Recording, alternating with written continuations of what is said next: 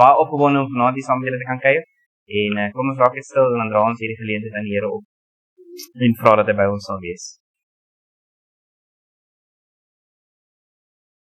Vader wat in die hemel is, Here, baie dankie dat ons hier by mekaar kan kom vanaand. Dankie Here dat ons weet U is in ons midde, want die belofte wat 2 of meer in U naam by mekaar kom, daar is U teenwoordig. En Here, ek bid dat U deur die Heilige Gees elkeen van ons sal aanraak vanaand. En dat ons, soos ons terugkyk op hierdie laaste paar weke, se eredienste en ook hierdie toewydingsklasse, dat ons regtig sal groei in ons eie gebedslewe. Hoe ons dit benader, die postuur wat ons handhaaf wanneer ons tot U nader. Die wete dat ons dit met vrymoedigheid kan doen. En soos ons gisterand gehoor het, dat alhoewel ons vrymoedig bid, plaas ons die uitkoms in U hand, want ons vertrou op U. U is alwys, alwetend, alomteenwoordig. Here, en daarom vertrou ons U, want U is goed, en liefdevol, barmhartig, en nederig, en sagmoedig. Sulke mooie eienskappe wat die Bybel in ons openbaar. Maar dankie Here dat U ons ook beskerm. Dink dit in onsself, en die bose. Ons loof U vir dit. U is regtig 'n Vader wat oor ons ontferm, soos die psalmdigter ons leer. Seën ons vanaand, en spreek Here, ons is die dienaars luister. Amen. So ek wil julle net vanaand 'n bietjie inlei, ons gaan in ons groepe 'n bietjie Bybel lees. Ek gaan na van die tekste verwys wat ek vir julle in die boek voorgehou het, maar vanaand is 'n bietjie teologies. In die sin van, ek wil hê ons moet reflekteer op die beginsels wat ons wel in die Bybel teekom. Beginsels soos volharding, beginsels soos asemhaling, en dat jy met vrymoedigheid oor die Here kan nader en dan sal hy tot jou nader byvoorbeeld. Want ek wil net vir julle sê daar's min dinge in die Christelike lewe wat aan die een kant baie keer ons so terughou of frustreer, of jou vreugde kan steel, en aan die ander kant so kragtig is, soos jou persoonlike gebedsheid in jou binnekant. Dit is beide. En ek dink almal van ons hier kan getuig. Soms is dit ongelooflik kosbaar. Dis die kosbaarste tyd wat jy kan inrig, is om alleen tyd saam met die Here te spandeer. Maar soms kan dit vir jou voel, die Here is ver. En hy hoor jou nie, hy luister nie, hy is nie naby nie.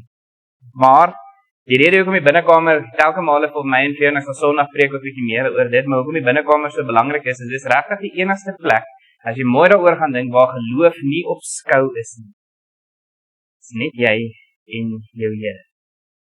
Waar aktiwiteite en daai klas van goed wat ons doen, gesamentlik, baie keer kom die versoeking van hoogmoed. Of ander mense, hoe hulle my meet, hoe hulle my gaan beleef, speel dan 'n rol, maar in jou binnekamer is al daai weg. Dis net jy en jou Here. So dit is diep, baie diep. En daarom is dit regtig 'n plek waar geloof nie op skouspel is nie, maar waar jy dit vir die eerste keer kan asemhaal. Net. Ek is by die Here. Die ou skrywers het dikwels gesê, as 'n mens wil weet hoe dit met jou geestelike lewe gaan, dan kyk jy nie eers na hoe aktief jy in die gemeente is. Jy gaan kyk na jou gebedslewe. Hoe intiem is dit? Hoe vurig is dit? Hoe dringend is dit? Is dit regtig vir jou lewensnoodsaaklik om te bid? Al dan nie. Of, soos ons in die begin praat, is dit net 'n plig. Dit is 'n verantwoordelikheid. Nie dat jy moeite is, kyk jy. So, jy kyk na jou gebedslewe, want gebed is nie bloot 'n plig onder vele nie. Dit is die lewende omgang van 'n kind met sy vader, en dit is die plek waar afhanklikheid gestalte kry. Dit is die plek waar die siel leer rus in God se wil. En tog vrymoedig pleit op grond van God se beloftes. So ek wil sê Psalm 119, jy mag in jou gebedslewe sê, Here, doen dit soos U beloof. Soos U beloof. So ek het vanaand vir julle weer net die metafoor saamgebring, dat ons dit net mooi onthou. Soos William Gurnall geskryf het, soos asemhaling vir die liggaam, so is gebed vir geloof wat lewensnoodsaaklik is. Dit maak dit lewensnoodsaaklik.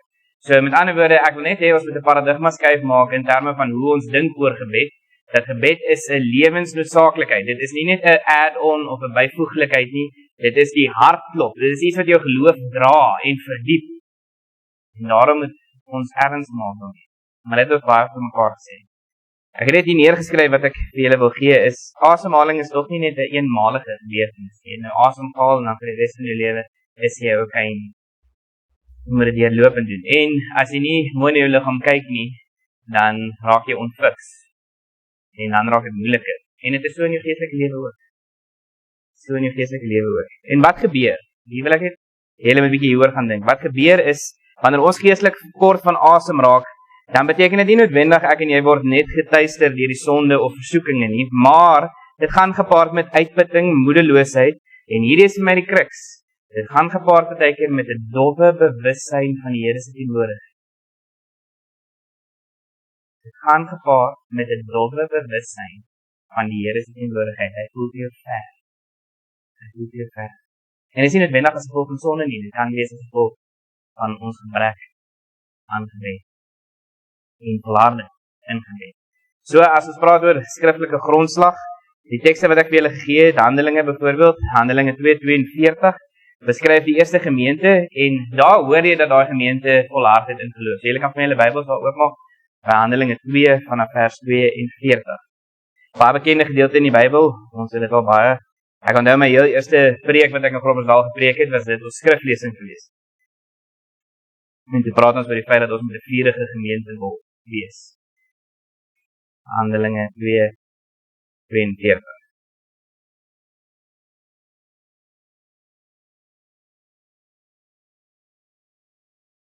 So 42 lees ons. 'n boekie. Kom ons sien in Frans. Handelinge 2 vanaf vers 42. Goed. Vers 42 lees ons, hulle het hulle heel hartig toegelê op die leer van die apostels en die onderlinge verbondenheid en die gemeenskaplike maaltyd en die gebede. So hier sien ons ook dat die eerste gemeente het ook nie net gefokus op binnekamer gebed nie, maar ook publieke gebed. Wanneer 'n gemeente saamkom. En die rede daarachter is, as jy byvoorbeeld dink aan 'n stroompie water, hoe meer watermassa bygevoeg word, hoe sterker loop die stroom. Of as jy 'n bepaalde vlam het, hoe meer hout jy bygooi byvoorbeeld, hoe groter word daardie vuur. Die gedagte gaan daaroor dat wanneer ons eensgesind as 'n gemeente saam bid, is die idee dat die Here dan opreg ook luister na sy gemeente, soos wat hulle in eensgesindheid tot hom nader. Daarom gaan dit aan die een kant oor volharding op 'n individuele vlak, maar ook tweedens gaan dit oor samehorigheid, dat die gemeente bymekaar kom en eensgesind bid oor 'n saak. En die Bybel is volop daarvan, in die Psalms en in die Nuwe Testament, byvoorbeeld dat as ons eensgesind bid oor 'n saak, sal die Here ook ons gebede verhoor. Maar as ons verdeeld is en teen mekaar bid, so 'n huis sal nie bly staan. Jy ken nou begin. So hulle toegewy aan die gebede. So die vraag wat ek na julle toe bring is, wat is die definisie van volharding? Ons net iets anders kan koppel. Volharding beteken om nie sporadies of oppervlakkig te wees nie, maar aanhoudend. Dis nie sporadies nie, en dan oor 'n sekere tye is die warm in gebed en aan ander tye is die koel nie. Dis deurlopend. Dis 'n ritme. Jy begin jou dag so, jy sluit jou dag so af, in die middel van die dag sê maar met middagete nader die oor tot die Here byvoorbeeld. Dit is nie sporadies of oppervlakkig nie, maar om gebed as 'n lewensnoodsaaklikheid te beskou. En wat ek vir julle saambring is, wanneer dit dan kom by die gemeente se volharding in gebed is 'n noodsaaklike aspek van ons geloofsreis en lewenstyl, want ons word bemoedig daardeur, geïnspireer daardeur, versterk daardeur, en ons glo dat wanneer ons in eensgesindheid bid, gaan die Here beweeg. As jy spraal byvoorbeeld een van die teoloë wat ek baie geniet om na te luister, hy het altyd gesê, kan jy net vir jouself indink hoe bevoorreg jy is om in die genade kamer van God te gaan, voor die genade troon te kan gaan buig, en die een wat gespreek het en hemel en aarde het gevorm, daardie God kan jy vra om sy hand te beweeg. Dit is ongelooflik. Jy kan daai Here vra om sy hand te beweeg. En as God beweeg, dan is niks weer dieselfde. Nee, daar's liefde, daar's verandering, daar's opgewondenheid, vrede en alles wat ons is. So ons moenie onderskat ook die kosbaarheid van gesamentlike gebed, publieke gebed. So ook en dat ons volhard in die gebed as asemhaling, as ons net weer terug gaan na die metafoor toe, gebed is die asemhaling van die gemeente, wat ons help om ons verhouding met God te handhaaf en te versterk. 'n Gemeente wat nie bid nie, is nie gesond nie. Dis die bottom line. 'n Gemeente wat nie gesamentlik kan bid, of raak as makkelies nie sukkel. Want daar is nie een enkele herlewing wat plaasgevind het in die wêreldse geskiedenis, wat nie vooraf gegaan het deur diepgaande gebed nie. Nie een. Nie een. So as ons ernstig is, broers en susters, oor herlewing in ons dorp, herlewing in ons land, herlewing onder Afrikaners en die breër Suid-Afrikaanse bevolking, dan begin dit nie by prediking en alle klas van goed nie, alhoewel daar goed krities belangrik is, dit begin op ons knieë. Blyk volhardend bid vir ons landse leiers, dominees, mekaar ensovoorts. Volhardend. So, ek het vir julle saamgebring, iets om aan te kou as ons bietjie gesels hieroor. Gebed was dus nie vir die eerste gemeente bykomstigheid tot die lewe van die kerk nie. Dis een van die draers van die lewe van die kerk. Maak dit sin? So is nie net ietsie wat ons doen wat nice is nie, dit is regtig een van die fundamente. As daar nie gebed in 'n gemeente is nie, dan gaan daai gemeente swaar trek. En dan as ons kom by volharding as 'n geestelike lewenshouding, wat ek hier vir julle neergeskryf het. Gebed is nie net 'n aktiwiteit nie. Dit is die essensie van ons bestaan. Die feit dat jy uitgenooi word om met die Skepper van hemel en aarde te kan praat, dit is die essensie, die hartklop van jou geloofslewe. En uit jou gebed uit vloei die res. Uit jou gebed uit behoort jou aktiwiteite te vloei, jou Bybelstudie te vloei. Want weer eens, as jy nie vooraf bid wanneer jy die Bybel lees nie, gaan jy dalk waarskynlik nie die Bybel verstaan nie. Lieder het byvoorbeeld geskryf, as ons nie die Heilige Gees het wat die Bybel aan my en jou openbaar in ons binnekamer nie, dan gaan ek nie die Bybel verstaan nie, al bestudeer ek die Bybel vir dekades aan een. Gaan hom nie verstaan nie. Daar is 'n bonatuurlike geestelike element aan Bybelstudie. Maar dit gaan gepaard met gebed. Dit is die essensie van ons bestaan. Dit is die vitaliteit wat ons in moeilike tye aanmoedig om voor te gaan, aan te hou. En wie van julle sal vanaand sal sit en sê, wanneer jy oor 'n bepaalde saak gebid het, dat jy nie anders gevoel daaroor later. Anders begin dink daaroor later. Dis wat gebed doen, vorm ons. Nee. Wanneer ons volhard in gebed, ervaar ons die teenwoordigheid van God en sy leiding wat ons help om die uitdagings van die lewe te oorkom. Daarom is dit die asemhaling van ons geloof, wat ons herinner, dat ons nie alleen is nie, maar dat ons op God kan staat maak. Ons kan op die Here staat maak. Volharding beteken dus om aan te hou na die Here toe kom, selfs wanneer dit vir jou voel, die gevoel verdwyn. En hier wil ek net iets kort sê oor verskillende standpunte, debatte, interpretasies. Jy kry mense in die kerk wat byvoorbeeld baie klem lê op ervaring, belewenis of gevoel. En dan kry jy die meer gereformeerde, klassieke gereformeerde standpunt wat baie klem lê op kognitiviteit, denke, jy doen 'n ding want jy weet dit of jy bely dit. Ons noem dit belydenis of in Engels confessional theology. Belydenis teologie.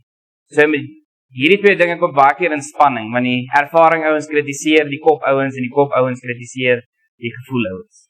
Maar waar lê die waarheid? Julle my nou al mooi geluister in die gemeente. Iewers in die middel. Iewers in die middel. Ons bid tot die Here, omdat die skrif vir my sê, hy luister. Ek bid tot die Here, omdat die skrif vir my leer, hy is 'n verbondsgod wat bepaalde beloftes aan my gemaak het. Hoe ek voel oor daardie beloftes, maak nie die belofte meer geldig of minder geldig. Doen dit. Natuurlik nie. Maar, sekere oomblikke voel ek bitter naby aan die Here, en dit is my ongelooflik kosbaar, want as iets nie jou hart roer nie, dan bring dit jou nie aan die beweeg nie. Dis ook so. Maar, daar's baie voorbeelde in die Bybel waar mense aanhou bid, al voel hulle niks. Al voel hulle God is ver. En ek ben klaagliedere 3 is 'n skitterende voorbeeld daarvan, hulle is in ballingskap.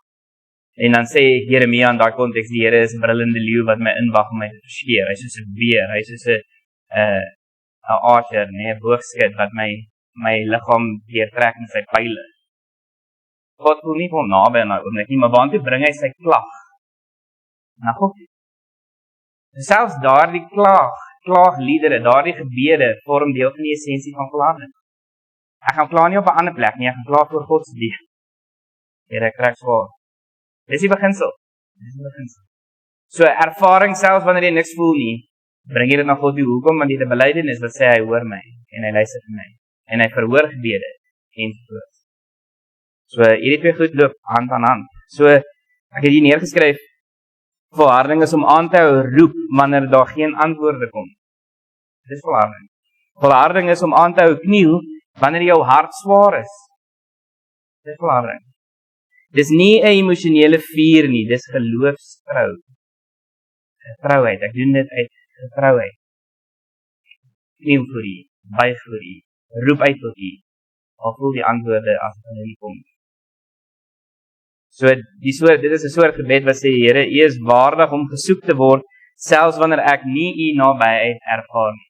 U is waardig om gesoek te word, selfs al voel u vir my ver. Dit is belydenis. Ek glo dit. So, dapperheid in die geloof, 'n biddende gemeente is 'n dapper gemeente. Hoekom? Omdat gebed ons help om ons vrese en bekommernisse aan die Here oor te gee. En dit stel ons in staat om met moed en vasberadenheid voor die wêreld te tree, wetende dat ons nie alleen is nie. Ons staan saam in gebed en dit versterk ons geloof en ons beslissings. As 'n kerkraad byvoorbeeld voor 'n baie belangrike besluit buig voor die Here en vir die Here vra, gee asseblief vir ons insig en wysheid en leiding, en die Here doen dit en later is daar vrug as gevolg van daardie besluit, dit is 'n ongelooflike belewenis. Ervaring. En jou huisgesin, wanneer julle as 'n huisgesin by mekaar kom en julle pleit voor die Here en dan gee die Here vir julle uitkoms, hoe verrykend is dit nie? Wanneer ek weet, ek moet gaan staan voor mense wat nie noodwendig met my saamstem nie en ek moet die evangelie met hulle deel, maar my gemeente bid vir my by die huis, hoe verrykend is dit nie? Hoe verrykend is dit nie? En nie wil ek net hê met 'n bietjie perspektief verander. En ek wil hê julle moet asseblief gaan dink daaroor vanaand, dat die huis van die Here, die kerk van die Here is 'n plek waar ons mekaar moet omarm, versterk, bemoedig, inspireer, en nie 'n plek waar ons mekaar afkraak en verniel, en ek wens nie die son oor jou nie. Want daar's genoeg daarvan daar buite. Wanneer ons hier by mekaar kom, bid ek vir jou. En ek wens jou seën toe. Ek bid die Here se seën oor jou. Ek wil hê dit moet goed gaan met jou. En ek is lief vir jou. En dan gaan tackle ons die wêreld.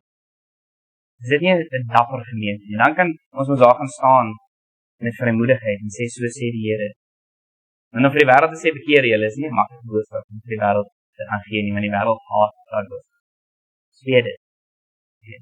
So, dit gee vir ons dapperheid. Dan, as ons praat oor gebed, dis nou Efesiërs 6, as julle gou so toe wil gaan, Efesiërs 6, vers 18, dat julle dit ook saam met my lees. Ons kom by die wapenrusting.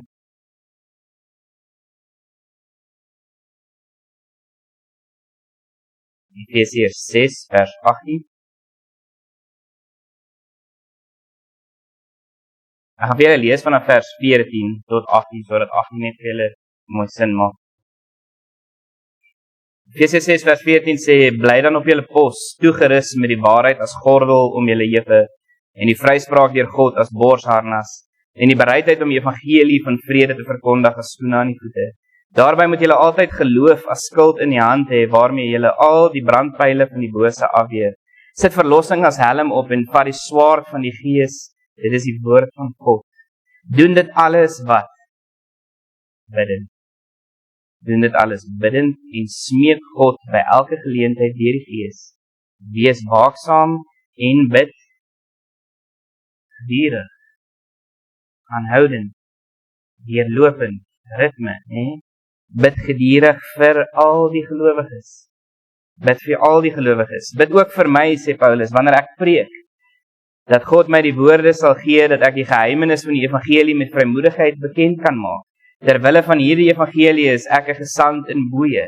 Bid dat ek dit met vrymoedigheid kan verkondig, soos dit my opgelees. Julle, kragtige woorde.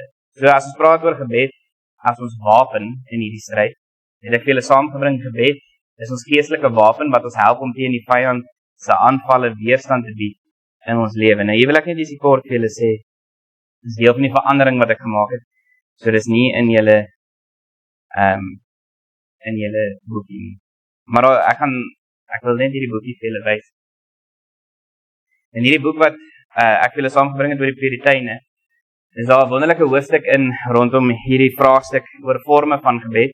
En as ek praat oor die binnekamer, ek gaan Sondag meer in diepte hieroor preek.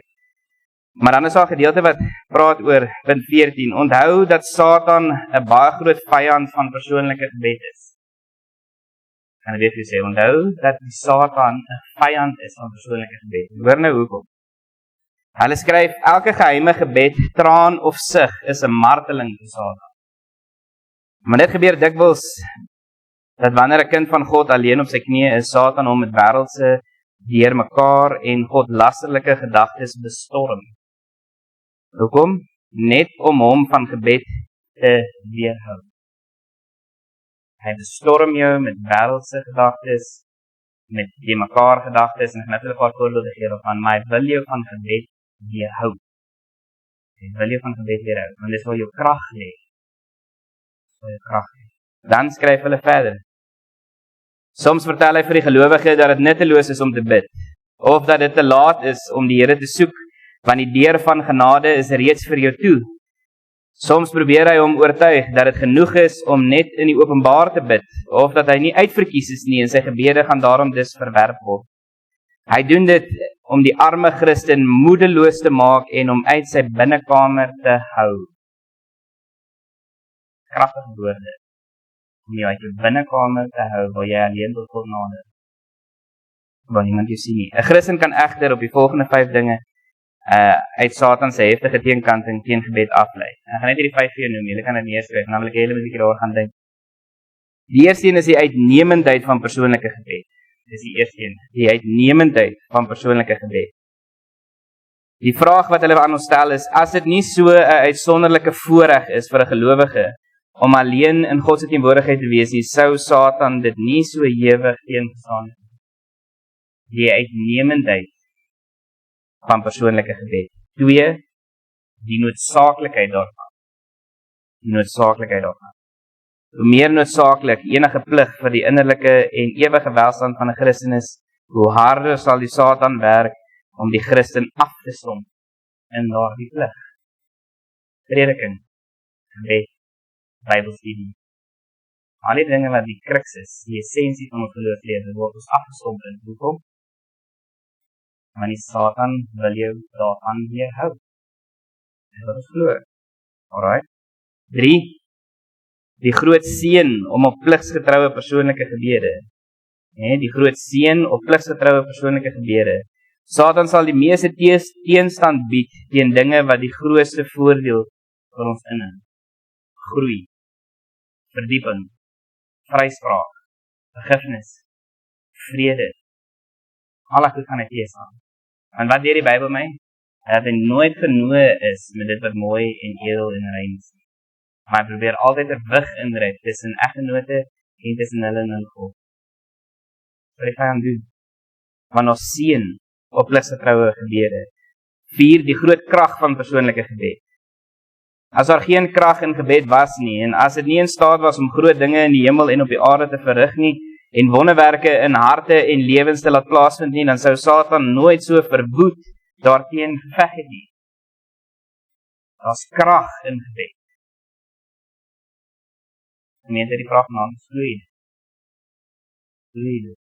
Laastens, God word verheerlik deur hierdie plig. God word verheerlik deur hierdie plig.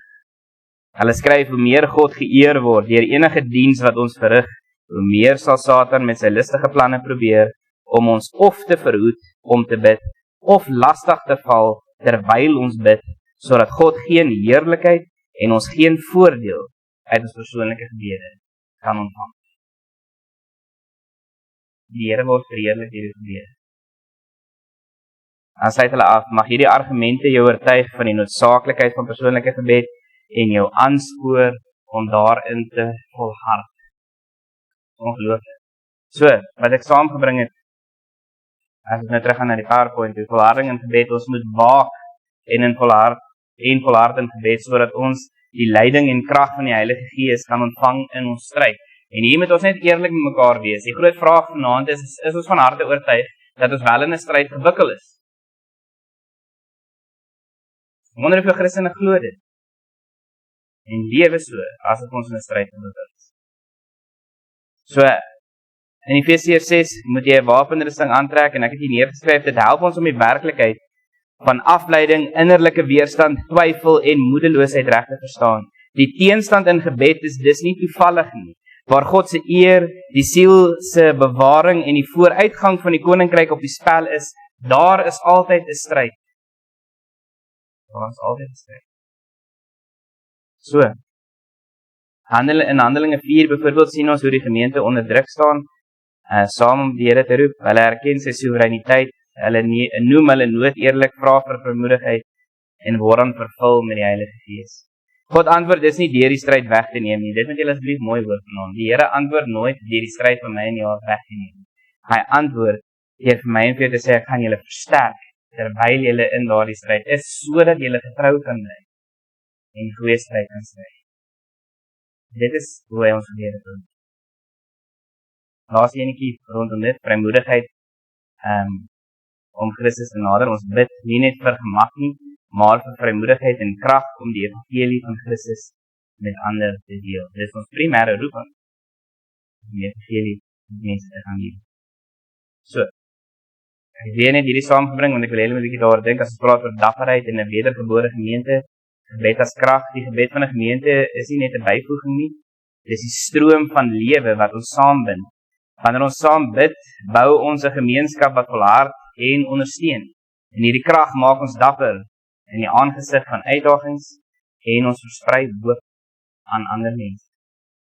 Want as iets anders aan ons, as alles om ons uit mekaar uitval, hoe bly hierdie mense behoue? Hoe bly hulle vreugdevol, hoopvol, bly even? Omdat hulle bid. En daarom het hulle hoop. Vorming van na Christus se beeld, kennis van God, gebed bied ons die geleentheid om God se wil te verstaan en te volg, wat ons help om met geloof en moed in ons lewens op te tree in alle omstandighede. Moed. Ek hoop julle hoor hierdie, hè? Dit gee vir jou krag wanneer jy volhard in gebed. Dit gee vir jou bemoediging. Dit sê kom. Jy is nie alleen nie. Ek is by jou. Ek is by jou. Ons net nog kan aangaan. Krag om te volhard. Gebed versterk ons innerlike krag, waardeur ons in die aangesig van beproewing volhard. Dit laat ons toe om saam met ander in geloof te staan, soos Christus ons geleer. Laat jy toe om saam met ander in geloof te staan, soos die Here ons geleer het. Nou as ons praat oor toepassing, het ek so 'n paar goed net neergeskryf wat ek vanaand met julle wil deel ter afsluiting. Die eerste, as julle byvoorbeeld julle Bybels oopmaak by Kolossense 1, vers 9 tot 14, is waarmee ons gaan afsluit, die voordrag gedeelte. Kolossense 1 vanaf vers 9.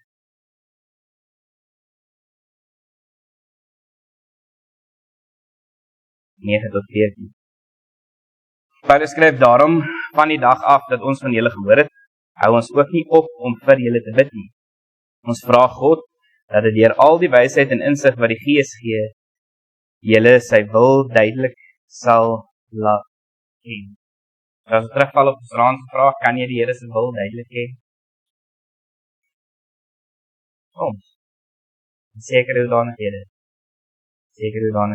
Wat bid Paulus vir hierdie gemeente? Dat hulle dit ken.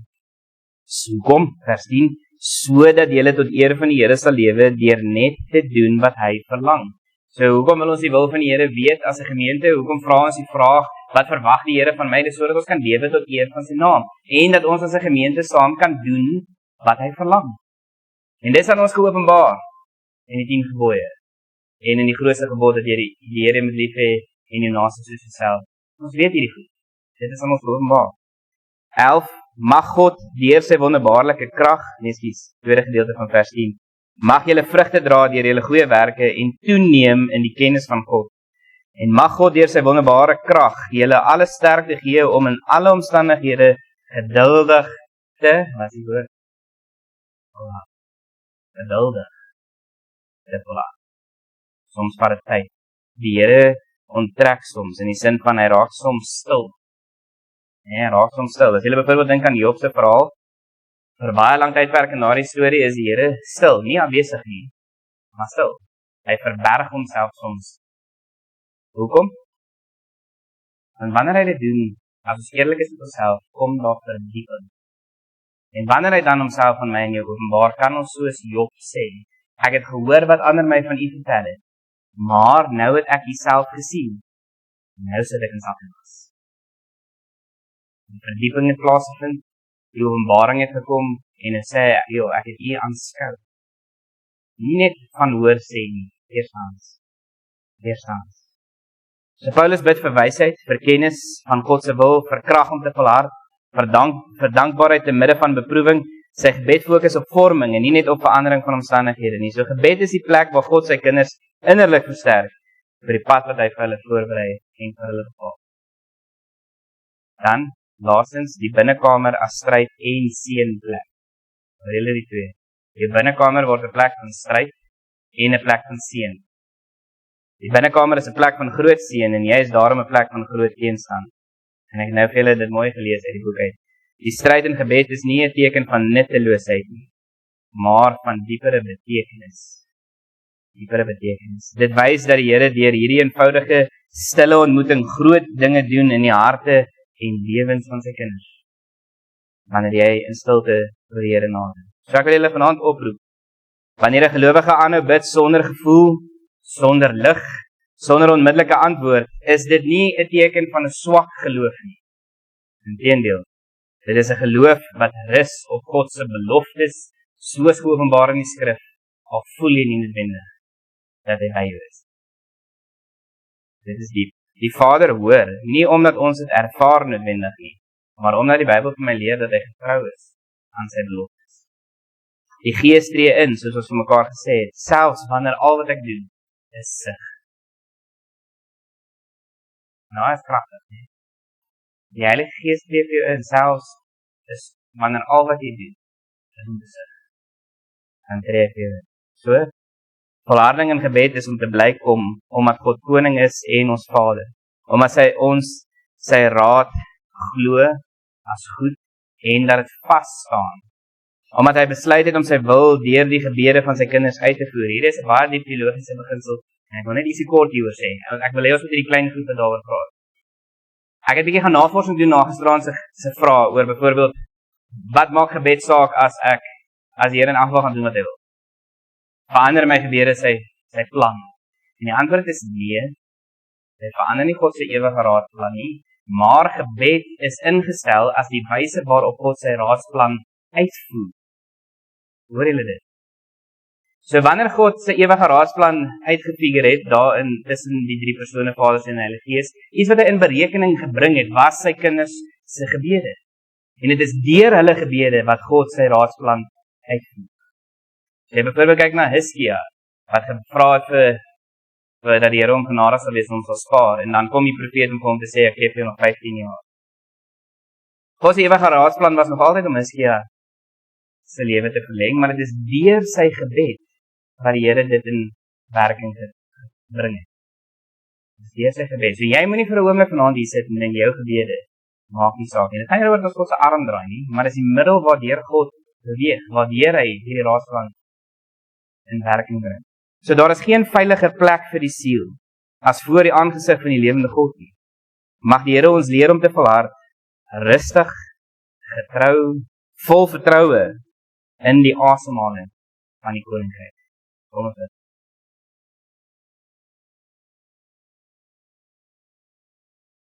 Ons Vader wat in die hemel is, Here, baie dankie dat ons vanaand kan praat oor hierdie wonderlike oproep om te volhard in gebed. En dat ons hierdie spanning in ons beleef baie keer tussen dit wat ons in die Bybel lees en wat ons glo en wat ons bely en dit wat ons voel en ervaar. Maar dat ons vanaand hoor dat ons gebede geanker moet wees in ons belydenis. Dat U Vader is wat hoor, wat luister. En baie keer wanneer U verberg, is ook 'n doel daar agter sodat ons kan verdiep. Here, ek weet dat elkeen van ons vanaand hierdie woorde regtig mooi oor sal kan dink. En wanneer ons die woord bestudeer, ons sal sien dat gebed is die essensie van ons geloofslewe. Dit is die middel waardeur U werk, gekies het om te werk. En dankie daarvoor, Here, dat U ons gebede so kosbaar ag. Daarom sê Jakobus vir ons moenie die krag van 'n gelowige se gebed onderskat nie. Dit verander lewens, dit verander die wêreld, dit bring mense tot bekering en dit in op sigself is 'n wonderwerk. Moenie die krag van gebed onderskat nie. Help ons in dit. En waar ons nou 'n bietjie saam gaan gesels, bid ek ook dat die Heilige Gees ons sal seën. Dankie dat U hier teenwoordig is. In Jesus naam. Amen.